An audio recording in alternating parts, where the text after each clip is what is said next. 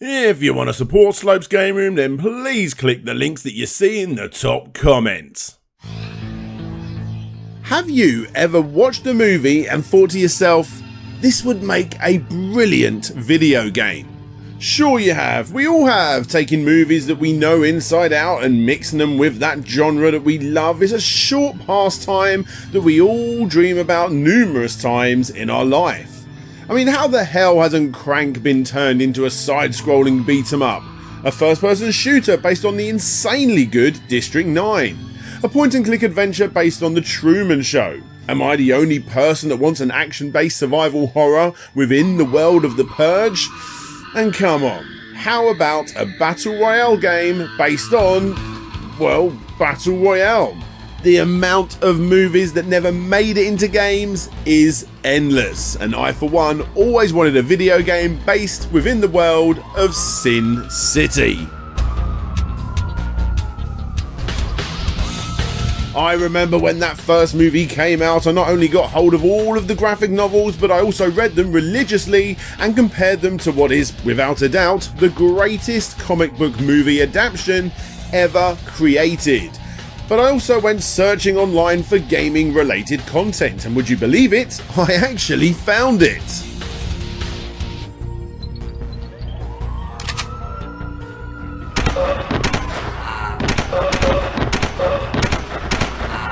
Yeah, it's just a Flash game. A second Flash game was also made too, by the way, that let you swim as Marv to get into the big water ducts, but sadly, from what I can tell, that one is now a lost Flash game.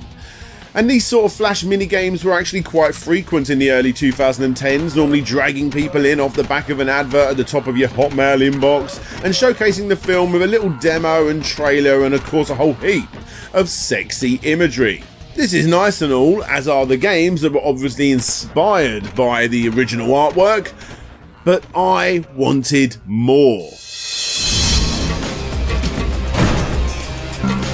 Little did I know, on the lead up to the Robert Rodriguez masterpiece, the oh so unfortunate Bottle Rocket Entertainment, who failed to make a Streets of Rage 4 beforehand and was a little more than screwed over when they tried to finish the video game version of The Flash, were actually down to make a game of their own within the world of Sin City.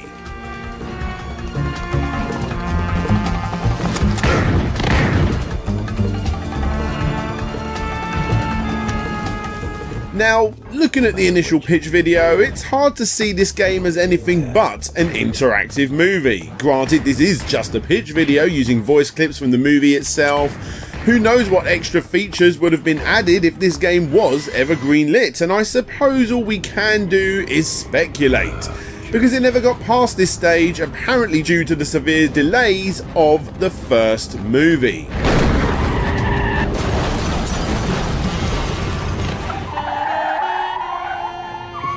And that's that, right? Obviously not, because today, ladies and gentlemen, I plan to talk you through the original design documents of another cancelled Sin City video game that was a lot further along in its development. Yes, we're going to be looking through some original pictures, we're going to be looking through the walkthroughs of this game, and even a little bit of unseen video game footage from this, the cancelled Sin City video game. Welcome to Slopes Game Room.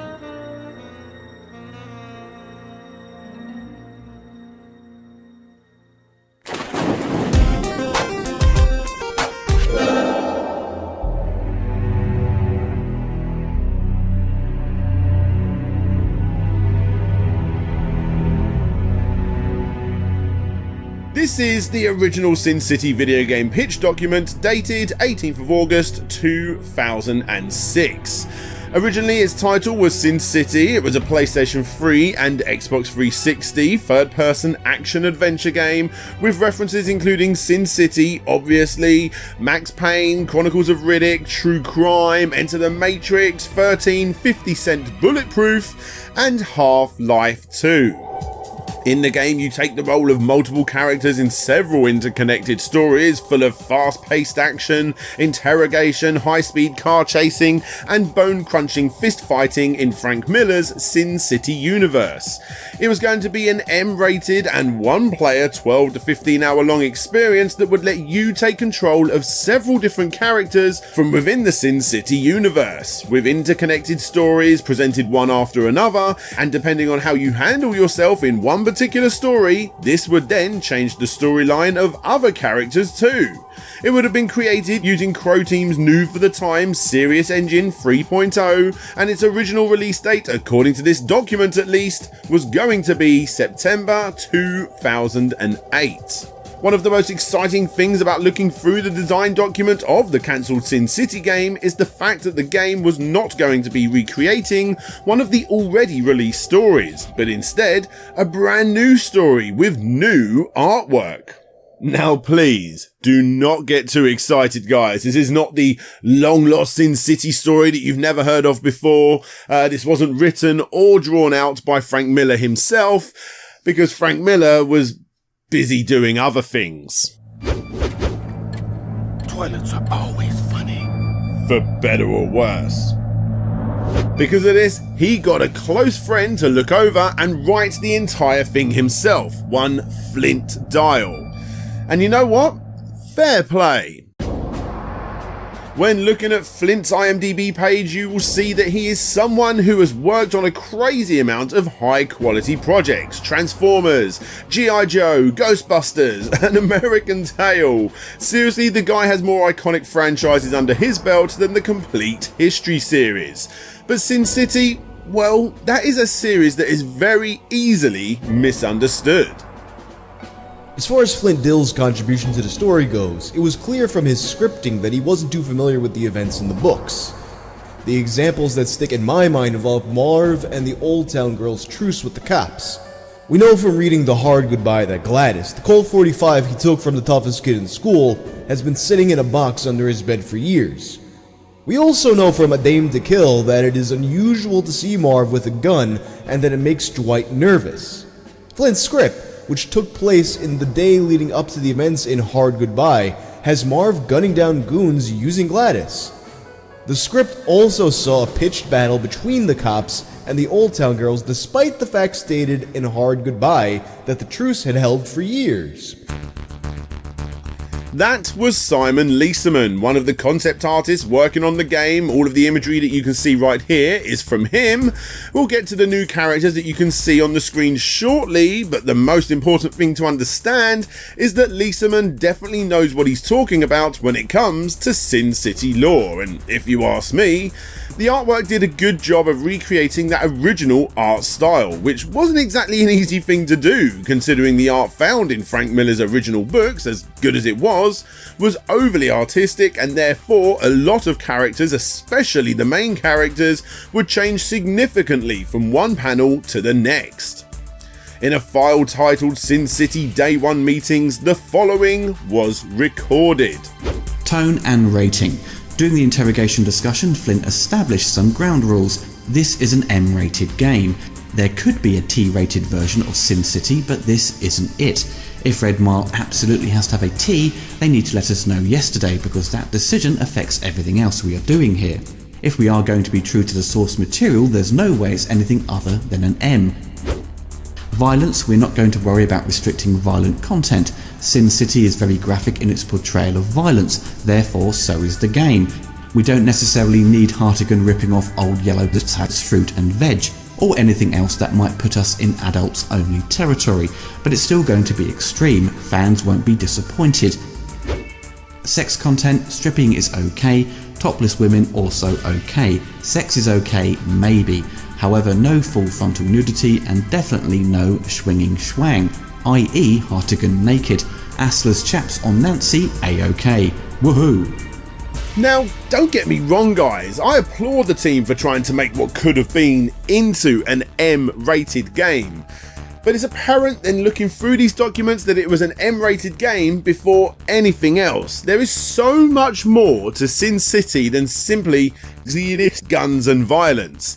Everything I just mentioned is the icing on the cake to a brilliant story with great progression and great characters. as I talk you through what has been graciously given to me by it is worth keeping in mind that even as I describe what is available, things change during the game's 12 months pre-production, and therefore a lot of what you hear will likely not have turned up in the final product. I promise all of this will make sense at the end of the video.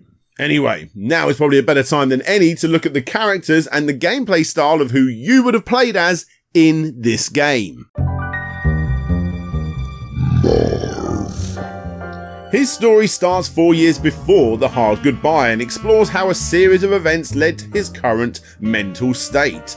It would include a story involving him rescuing a child from a group attempting to sell her for sex, how he was set up by the corrupt cops and accusing of abducting her himself, his time spent in jail where he rescued his parole officer's girlfriend, and how he gets revenge on those corrupt officers. His incredible strength and resilience means he can take bullets and throw adversaries around the environment like dolls, and the design document also portrays a heavy usage of his gun, Gladys, as well as being able to slam his opponents' faces through walls and using their bodies as human shields and door rams. The Punisher was the main inspiration for this character's style. Talk if you want to live. Let me go, asshole! Ooh, I don't know nothing. Miho's story actually starts outside of Sin City, with her heading towards America and Basin City in order to retrieve an ancient heirloom, a katana sword owned by her distant ancestors and taken by Lieutenant Alistair Rourke in 1890. Her role in the game is to essentially train and then plan and infiltrate the Rourke family in order to get the sword back. Her style is obviously far removed from Marv's and is a lot more stealth focused. Silence is the main weapon, as you would expect, preying upon your enemies using a sword and shurikens, and you would of course never use a gun during your playthrough. Miho's sections would have required a lot more time and effort, making them available to interact with in the same way as you would find in a Tomb Raider or a Tenchu game.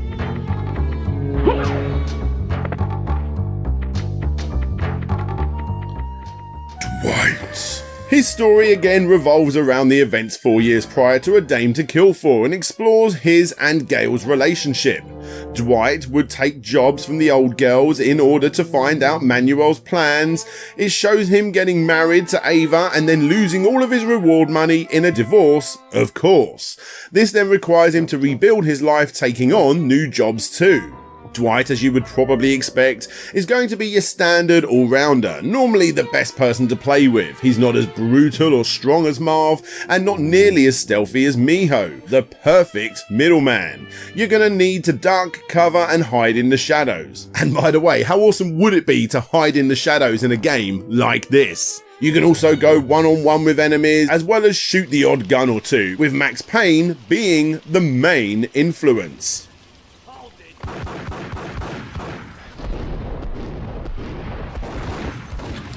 These are the three main characters that you would have played as in Sin City, or Sin City Stories as it was known briefly, taking on the same sort of thing that the Grand Theft Auto Stories series did, you know, leading up to the main events of those games.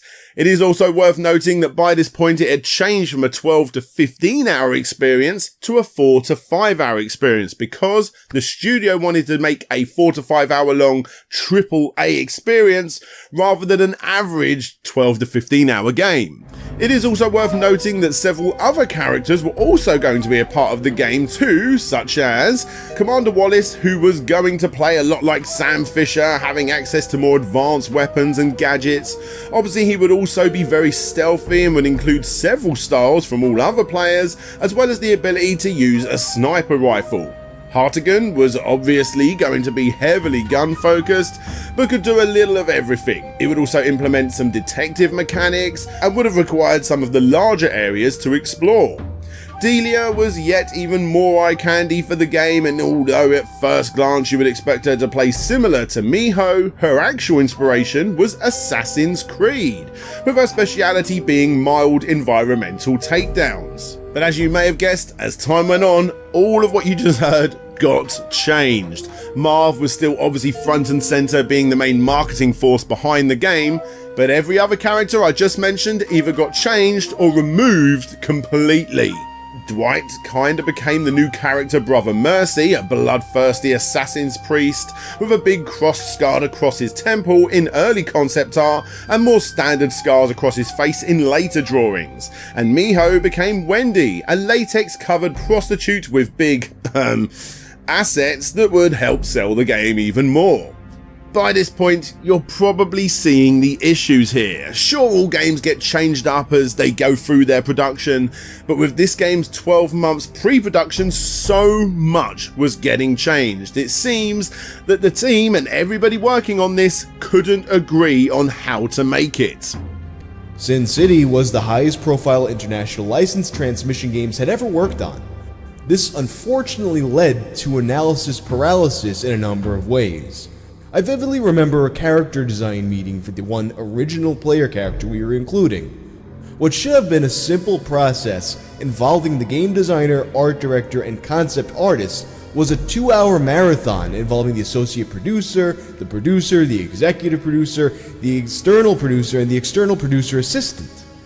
The design meeting proceeded slowly in a full circle and nothing was decided. The character was more or less designed on the slide by myself and the art director. The Australian outfit Transmission Games, who were given the task to make this game, had previously worked on cricket titles for numerous consoles, and they also dabbled in aerial combat titles such as Heroes of the Pacific, but for the most part it was sports games.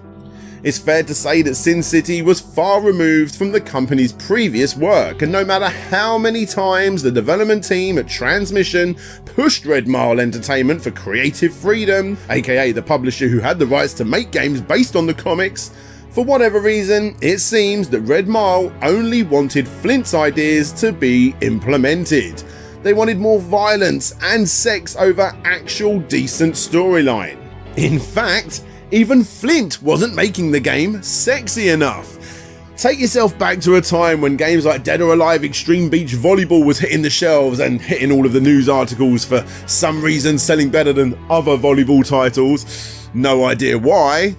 Well, because of stuff like this, Red Mile Entertainment were obviously pushing for this game to be far more sex appealing, and yeah, that's why they decided to include a DDR-inspired stripping minigame.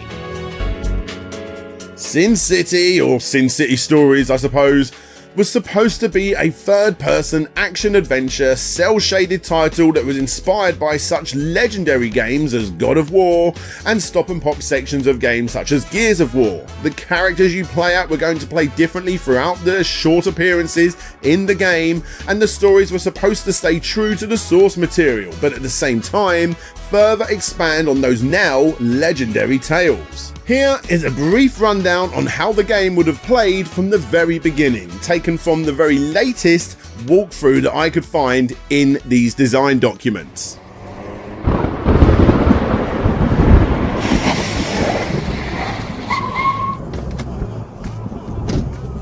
The game starts off with you, the player, briefly controlling Foe, a member of the Tong gangsters previously mentioned in Hell and Back, queuing up to get into Caddy's bar, informing his thugs to pick up several passed out prostitutes, dragging a new character by the name of Flapjaw who would show you who this new Nancy girl is that you, for whatever reason, are after.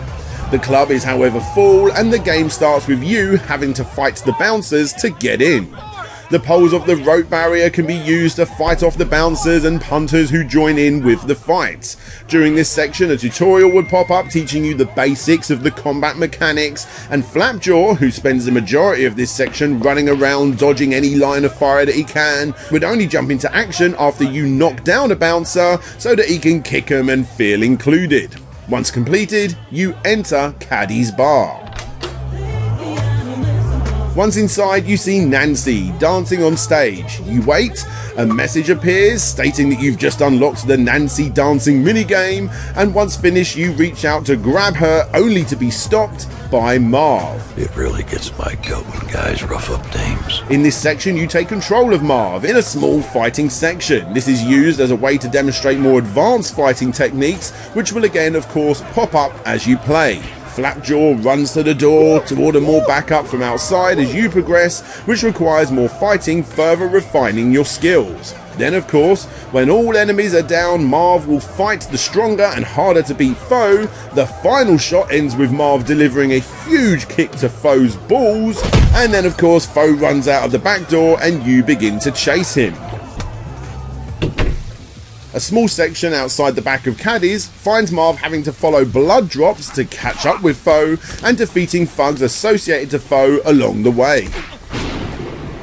The next section plays very much the same, as Marv finds himself in an abandoned rundown apartment building with no easy way up. You'll need to climb the stairs, holes in rooftops and possibly areas of climbing up from the outside of the building. On your way up you will see that several rooms are occupied by thugs watching TV. You'll find a working girl's room and a crack house. This is the area where Marv will learn his shoulder charge ability, used to smash through plasterboard walls in order to find shortcuts to get to the top. Eventually, you make your way to the top. You find foe and the chase across the rooftops begins, smashing through or dodging animated billboards, bird roofs, greenhouses, plant rooms, air conditioning ducts and towers, radio masts, washing lines and water tanks. Marv will need to make well-timed jumps in this area and create bridges by smashing down billboards, all the while taking down Tong's thugs along the way. This section would have been used to execute many takedowns, such as throwing bad guys off the building, down elevator shafts or through greenhouses. In time, the blood trail stops at the edge of a building and a cutscene starts with Marv looking down, seeing two limo cars next to foe, with one of them picking him up. Marv jumps down from the building, smashing one of the cars like a tin can before leaping on top of the high-speed limo that holds foe. The next scene will find endless amounts of bad guys climbing out of the windows and the sunroof and jumping from other cars, all whilst the driver constantly swerves to try and knock off Marv, resulting in lots of hand-to-hand combat, as well as grabbing the limo at the right time in order not to fall off.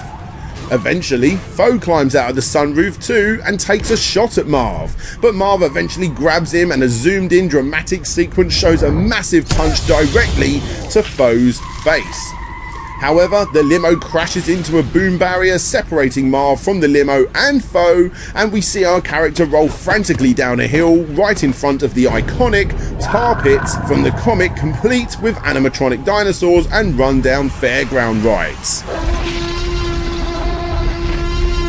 In this section, Marv needs to make his way through the rundown amusement park, beating up bad guys along the way, chucking them into tar pits and using broken down dinosaurs as bridges to get across. When you have eventually made your way through, another cutscene would play where you find yourself spying down on the white limo that you were just chasing. From the limo comes even more thugs, transferring several unconscious prostitutes into another limo. This time it's a black limo, which we eventually find out later in the game are the casino owner's henchmen. The black limo then drives off and the final boss fight starts as Marv jumps down and fights the remaining thugs and foe. In this section is an old beaten up animatronic T-Rex that repeatedly bends down and back up again on loop, pretending to eat whatever used to be below his mouth before it was no doubt vandalized and removed. Your job is to fight foe and time it so that after a series of combos towards him, he would go into a dizzy-like state, directly beneath the animatronic T-Rex, so that it would come down, fight him and rip him up. The final cutscene would then appear for this chapter, seeing the crazy bloody mess of foe being chewed up by the dinosaur and Marv ripping him out of its jaw to interrogate him on who the black limo belonged to. Marv is however unable to do this, as just before foe spills the beans, his head explodes, covering Marv's face in blood as we see a sniper running away far off into the distance. You later find out that this is Brother Mercy.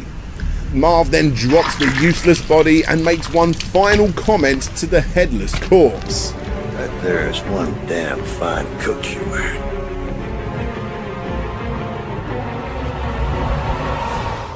End chapter.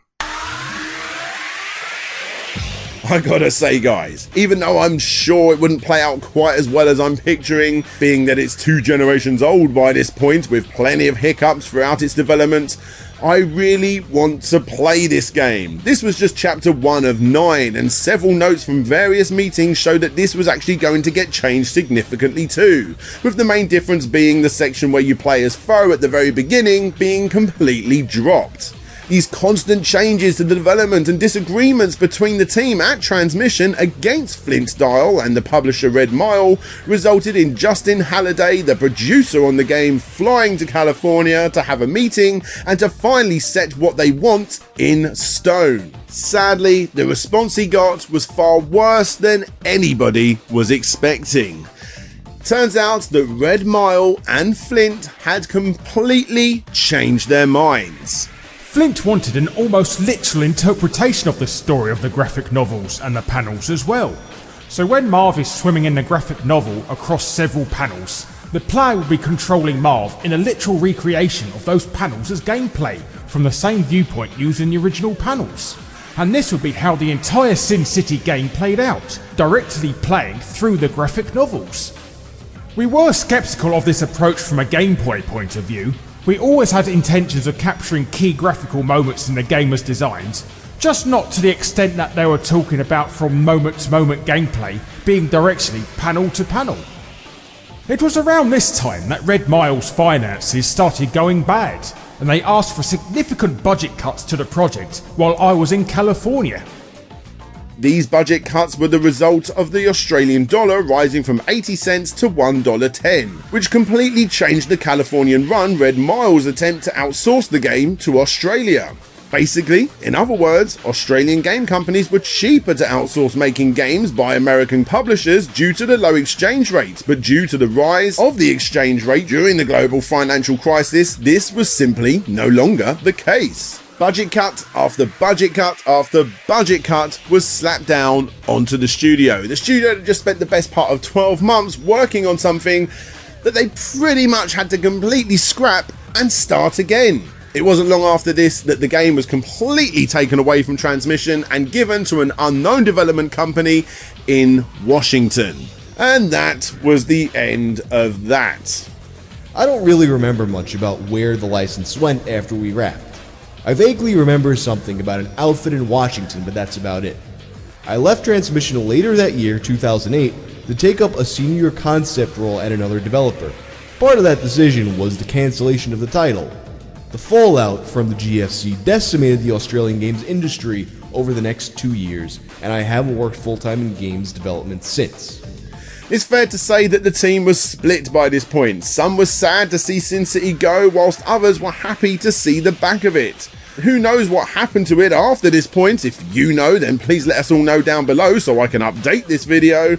As stated, I would have loved to have played this game, you know, from a historic point of view at least. The problem is, it wouldn't have been a true Sin City product. It would have been a product of its time, designed when games were using hardcore sex to sell their products, mindless violence and gore, and although you may think that Sin City is the perfect IP to be included into a game genre like this, I think it's fair to say that it wasn't. Hey there guys, thanks for checking out Sin City, the cancelled Sin City video game. Yes, I've been sitting on this one for a little while, waiting for the right time to release it, making sure I had all the right information, and here it is. I hope you guys liked the video. If you did, give the video a thumbs up. It really does help the channel spread its wings, and more people will be able to see it if you do that very thing.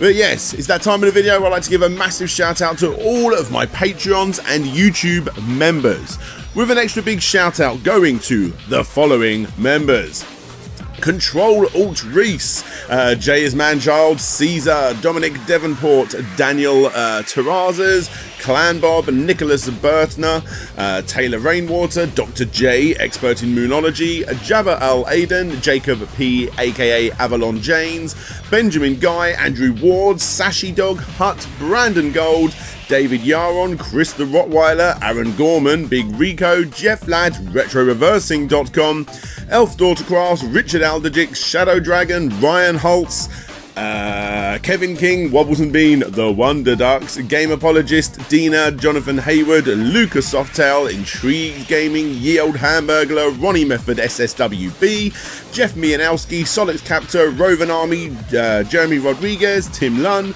Nick Pollard, Bram Perez, Marcus Kingimo Cut, Tyndall, Gary Pinkett, Pretendo64, Richard Carter, aka Fantastic Dizzy, Conrad Constantine, Andrew Dalton, Petty Mew, Retro to Next Gen, aka Luke, King Link Reviews, Todd Paul Float G, Tim Labonte, Lipped, Ignacio Jesus Cueto Carasido. I'm so sorry if I said that wrong. Holy Samantha, Mind of the Unsane, Trans Rights, Michael Towns, Camilla, Stephen, Cheshire One, Vike Echo, The Shaded J, Rocket Plod, The Cunning Linguist, Arista, Man of God 9000, That Gamer, and Samuel Nielsen. Sorry, I threw myself off there because it's supposed to be in alphabetical order, and Andrew Dalton, halfway down the list, whatever. Yes, guys, thank you all so much for supporting the show. If you want to support the show like all of these awesome people are doing right here, then obviously there'll be links down below for you guys to be able to do that very thing. You'll see all of the exclusive episodes. You'll see the Kickscammer episodes 6 months before they go public, or 6 episodes before they go public, sorry. And yeah, I mean, you'll be helping me out, and what's a better thing to do than that? Nothing. This is DJ Slope signing out, and hopefully I'll see you all next time.